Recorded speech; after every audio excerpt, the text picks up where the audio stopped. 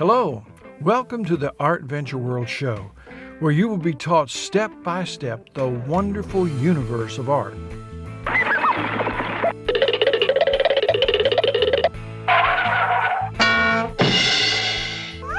I'm Al Bold, your host, and the author of the textbook Guide to Cartooning.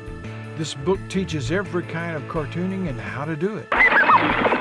When I was a kid, I wanted to be an artist, but there was no one around to teach me.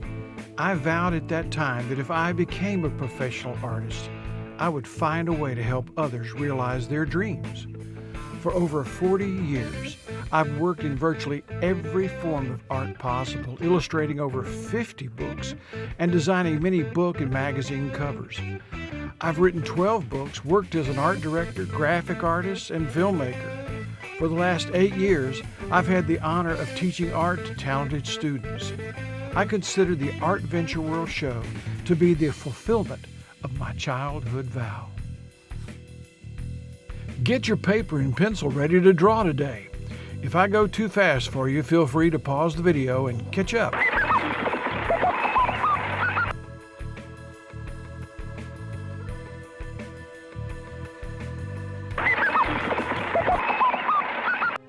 Each episode builds on the last lesson. We'll start out very simple and move towards the complex.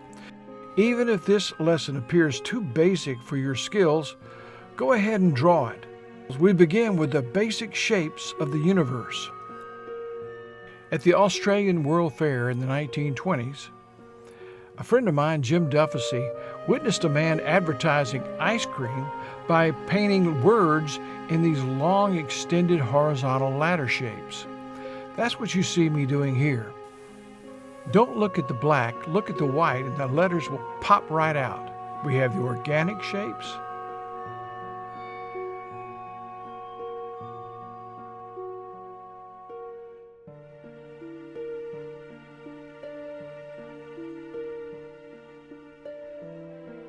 and the inorganic shapes. The first organic shape that makes up the basic shape of the universe is the circle and the oval. The second being the square and the rectangle.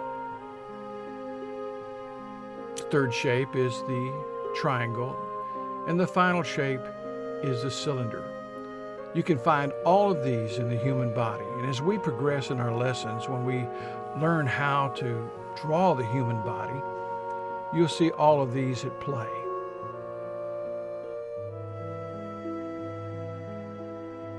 Now, their inorganic shape is like dropping a jar of honey, and the ground or floor that you drop it on will dictate the shape, which is inorganic. Now, I want you to get a piece of paper, and on it, draw 6 circles about this size. And I'm going to draw much bigger. But in the first one, we're going to divide it into fourths using dotted lines. There's a vertical dotted line and a horizontal, or what I will refer to probably as a median line, is another dotted line.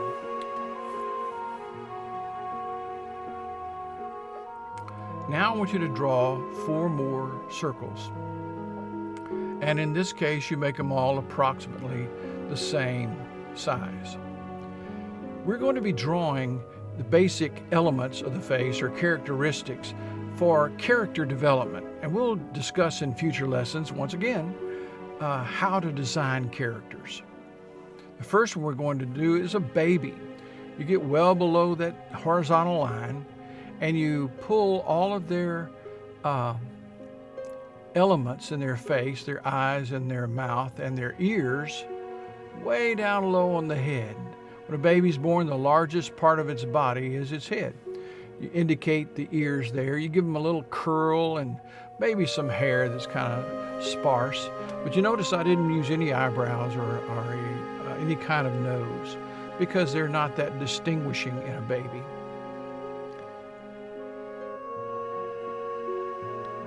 I give him a little neck there and a shadow underneath his head to give him dimension. You're making a two-dimensional object from something that's flat.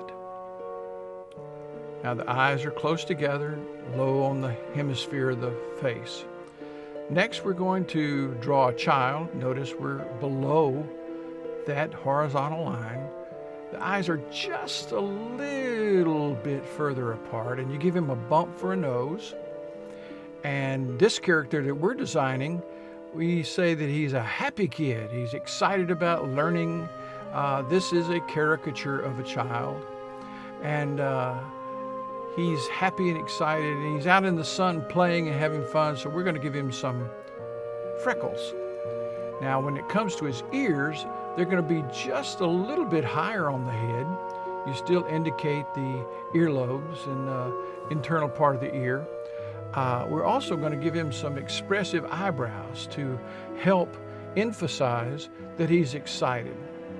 Keep this in mind when you're designing your characters to show their age and their personality traits. One thing about a kid, they can grow hair. They really can. Indicate the neck there with the shadow. He's got a little t-shirt on there, which would be indicative of a child who likes to go out and play and have fun. The next characteristics that we draw is going to be a teenager. We're going to be still below that horizontal line, but it's closer to the horizontal line and a little further apart than the child, and especially further apart than the baby. I'm not showing glints in the eyes at this point, which is that little spark of light that we're all so familiar with, but because later on I'm going to be showing you how to plot the glint in the eye. And I don't mean later on, I mean later in a subsequent lesson. The teenager that we're designing is still out in the sun some, and so he still has some freckles. And of course this is indicative of a teenager, where it's a teenage boy, girl, elephant, squirrel. These are what you'd show. A teenager sometimes has a little questioning portion to them, where they're asking questions about the world and the reality around them, and not just accepting things at face value, but they really want to know the truth. Also, with our teenager here that we're designing, we're going to give him a little more characteristic by putting an earring in his right ear. And he sometimes, teenagers are a little more experimental with their hairstyle, and this is an exaggeration, but again, this is a caricature of a teenager, which means that we're going to give him a mohawk. I chose this mohawk because in our next lesson, where we teach how to turn the head, you'll be able to learn a little bit about perspective and foreshortening by in 3 dimensions by drawing the mohawk on the head. So that's why I gave him that characteristic. Once again, the baby's elements are tight together, lower. The ears are low, a little higher on the child, and the eyes a little further apart. No bump for a nose, and then the teenager has these characteristics of eyebrows too, but they're a little different. You see, the eyebrows give expression to the eyes. I don't know if you've ever noticed this, but we watch people's eyes a lot. When we talk to them or when we watch a movie, we watch for their eyes and what the eye is saying or not saying. Finally, we get to the adult. You notice that the eyes are further apart and they're right there on that horizontal line. At age 40, your nose grows a little bit. Your ears move higher up on your head and they grow some. Your cells are all a lot older, so they don't have the strength of, say, cells in a baby or a child or even a teenager, and so you begin to show age lines and a second chin. Your eyebrows start to grow and you have to trim those sometimes. One thing about it though is your hair starts leaving. And this guy's still happy. He's found himself, and this is a typical characteristic of our caricature of an adult male.